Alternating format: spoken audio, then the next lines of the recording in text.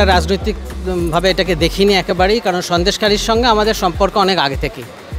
যেরকম রবীন ব্যানার্জি আমাদের সাথে আছেন, উনি মূল উদ্যোক্তা অ্যাকচুয়ালি, তো উনি সন্দেশখালিতে বহু আগে থেকেই কাজ করছেন।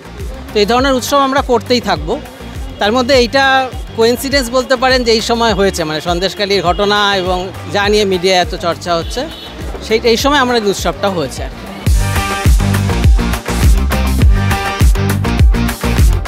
এখানে আমরা 3-4 রকমের ভাত আয়োজন করেছি স্থানীয় চালে।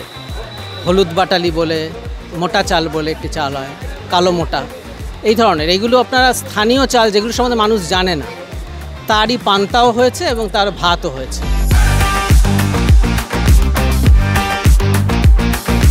পান্তার সাথে আপনার কচুর শাক আছে, সম্ভবত একটা পাঁচমিশালি তরকারি আছে, মোরলা মাছ ভাজা গাদাল পাতা দিয়ে ইত্যাদি রয়েছে।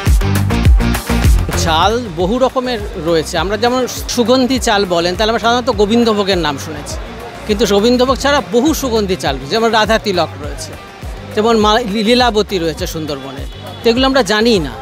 তো সেইগুলোকে আমরা চাইছি যে মানুষ জানুক যে এই ধরনের চালগুলো হয়, এবং গোবিন্দভোগ ছাড়াও এই ভ্যারাইটিগুলো অ্যাভেলেবেল, সম্ভব, চাষিরা করতে পারে।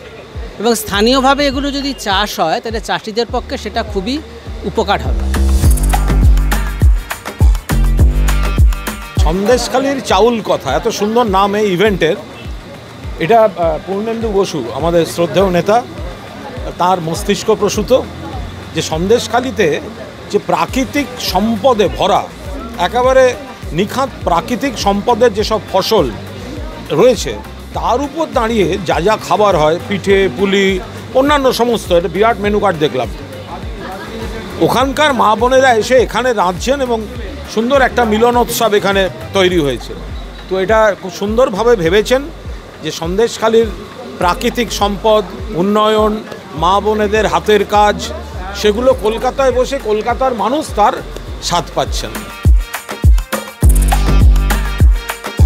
এই যে 14 শাক, চৈতি মুগের ডাল, কালো মোটা চালের পান্তা ভাত, হলদে বাটালি চালের পান্তা ভাত, আচ্ছা তো এগুলো তো সবই ওখানকার ফসল থেকে, সব ওখানকার ফসল থেকে। হরিণাখুরি সেদ্ধ চালের, রানী আকন্দ সেদ্ধ চালের, আঁশফল সেদ্ধ চালের, মরিচ বোটা লাল চালের পোলাও, চীনা কামিনী চৈতি মুগ, থানকুনি, সজনে পাতার বড়া, এরম করতে করতে গাঁদাল পাতা দিয়ে মৌরলা মাছ, চিংড়ি মাছ কচু শাক দিয়ে, তেলে ভাজা পিঠে, পুরের পিঠে, পাটিসাপটা, এরকম আরও। এগুলো ওখানকার কাঁচামালই এখানে এসছে, ওখানকার শিল্পীরা এসছেন। আর এইসব জৈব সম্পদ নিয়ে পূর্ণেন্দুদা কাজ করেন। আর তরুণ সাহা আমাদের 5 নম্বর ওয়ার্ডের অভিভাবক, তরুণদা রয়েছেন। তরুণদার এখানে ওনাদের একটা আউটলেট ছিল, ফলে হ্যাঁ পূর্ণেন্দুদাদেরই তৈরি করা, ফলে এইখানেই এই সুন্দর একটা প্রাকৃতিক পরিবেশে বাগানের মধ্যে এই আসরটা বসেছে। একটু দূরে মা বোনেরা সব রান্না করছেন আর এখানে খাওয়া দাওয়া। সন্দেশখালির চাউল কথা এক কথায় পুরোদস্তুর হিট। তো এটা ভাল লাগছে আমার, যেটা বিজ্ঞাপনেও ভাল লেগেছিল, এসেও ভাল লাগছে যে সন্দেশখালি সম্পর্কে শুধু খারাপ কথা আমরা খবরে শুনছিলাম, এখানে সন্দেশখালি সম্পর্কে একটু ভালো পরিস্থিতি দেখা যাচ্ছে, যে সেখানকার মেয়েরা চাষবাস করেন, তারা তাদের মতো জৈব চাষের জিনিস নিয়ে অনেক ধরনের ভ্যারাইটি চাল নিয়ে এসেছেন, তারা পান্তা ভাত খাওয়াচ্ছেন, তারা যেরকম ভেবেছেন এটা খুব ভালো ব্যাপার। বেশ কয়েকজন মহিলা এসে এর পাশের কোনো বাগানে রান্না করছেন, এসে এখানে খাওয়াচ্ছেন, ভাইরা সাহায্য করছে। আমার উদ্যোগটা ভাল লেগেছে। গাঁদাল পাতা দিয়ে চুনো মাছ, কোনো দিন এরকম আমি শুনিনি, কলকাতায় বড় হয়েছি, তো এগুলো খাওয়ার সুযোগ পাবো। আজকে বাই চান্স সকালে আমার ভোটের প্রচার নেই, তাই এসেছি। গরমকালে আমরা যারা ঘুরে বেড়াই রোদে, তাদের জন্য পান্তা ভাত খুব ভালো, তাদের উপকারে লাগে। লেবু দিয়ে জিভে পান্তা ভাত তাদের উপকারে লাগে, পেঁয়াজও শরীর ঠান্ডা করে। পান্তা ভাত খেলে শরীর ভালো লাগে গরমে, যারা আমরা ঘুরে বেড়াই তাদের। সন্দেশখালির যে সংস্কৃতি, সেখানকার যে ঐতিহ্য, মানুষের যে পরিশ্রম, তাকে যেভাবে একটা নোংরা জায়গায় নিয়ে যাওয়া হয়েছে, এটা হচ্ছে তার একটা মূর্তিমান প্রতিবাদ। সেই প্রতিবাদ করছে সন্দেশখালির মহিলারা।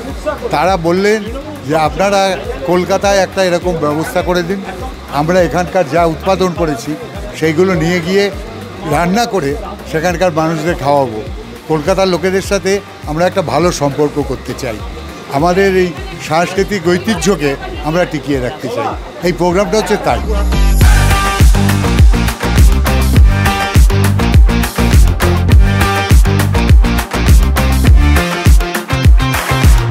দেখো, আমি এসেছি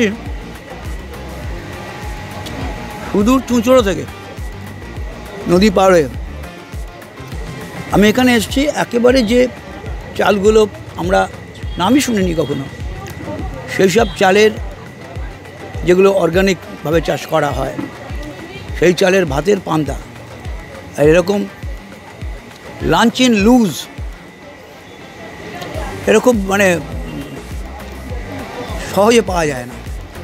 তো এই লুয়ে বসে পান্তা মনে হচ্ছে যেন সেই চাষারা যেমন মাঠে বসে খায়, ঠিক সেই আনন্দটুকুই আমি একেবারে প্রাণ ভরে নিচ্ছি।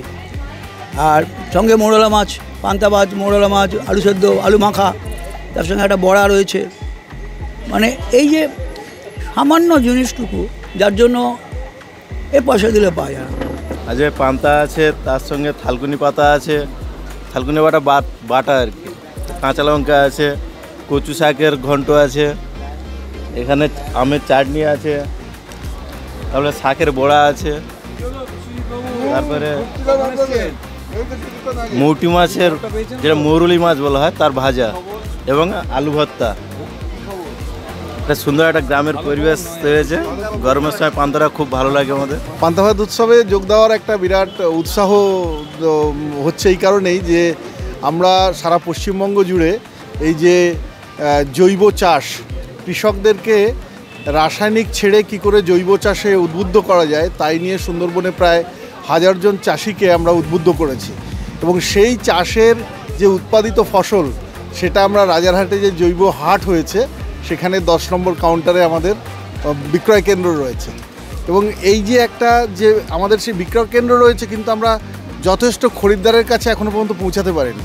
হয়তো এই পান্তা উৎসবের মাধ্যমেই অনেক খরিদ্দারের কাছে আমরা এই ব্যাপারটা নিয়ে পৌঁছাতে পারবো যে আগামী দিনে আমাদেরকে সবাই এই সুস্থায়ী কৃষি পরিবার যেটা রয়েছে সেই পরিবারের মাধ্যমে আমাদেরকে আরও চাষিদেরকে এই জৈব চাষে উদ্বুদ্ধ করতে হবে, তাদেরকে জড়াতে হবে।